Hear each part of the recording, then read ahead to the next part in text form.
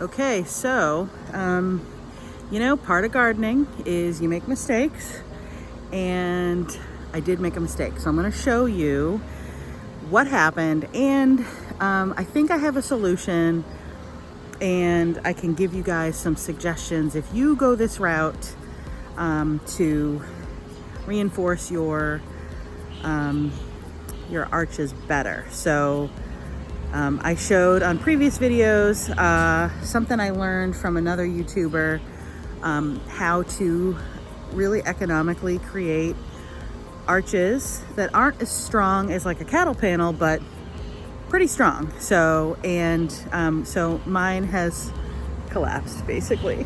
Okay, so this is what it looks like. I can't remember exactly what it's called, but I'll post the link in the comments here. I got it at Home Depot, and I think it was like $3.50 maybe for each one.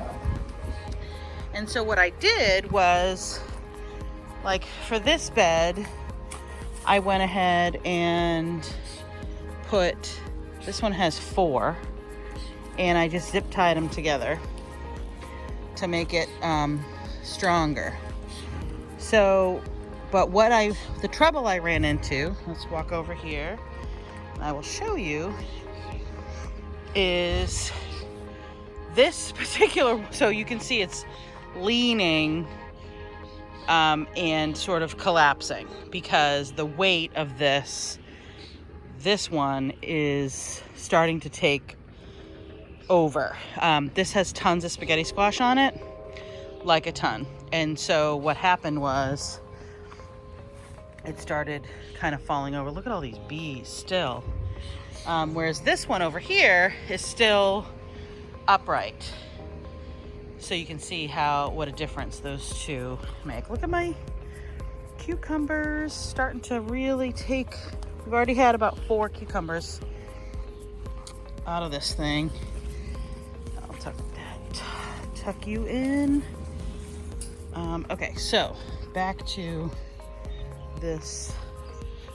So yeah, this one, look at it. It's like literally completely falling over. But you can see there's tons of really heavy fruit on here. So the solution that we came up with, which I probably should have done at the beginning, is to use some T-posts. So here's a T-post that's holding up this hog panel on my tomatoes, and of course that's like super sturdy.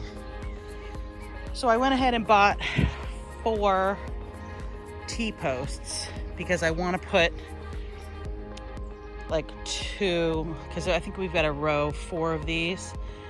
So we're gonna put 2 on each side to prop that up. Hopefully that'll work. But you know, it's part of gardening, and you know, you're gonna make mistakes. So I think the next time, because I'm certainly gonna use this again. But you know, part of being a new gardener is I don't know what to expect, right? So I don't really know how big a spaghetti squash plant gets. Like, I literally did not expect it to grow that huge and to have so much fruit. So, you know, when you don't know, you don't know. And so now I know. So I won't put such heavy fruit on one of these. So I think maybe it would have been better. You know, you can use them for like pole beans would be perfect. Even probably would have been fine with like noodle beans. I do have midget cantaloupe on one side of this one over here. I think it's probably fine for that, but not for spaghetti squash. Or maybe once we really reinforce it, maybe it would be fine for spaghetti squash. So anyway, we're gonna try to correct this mistake and hope that this whole thing doesn't completely come down. But I thought it would be worth sharing with you guys so you don't make the same mistake I made.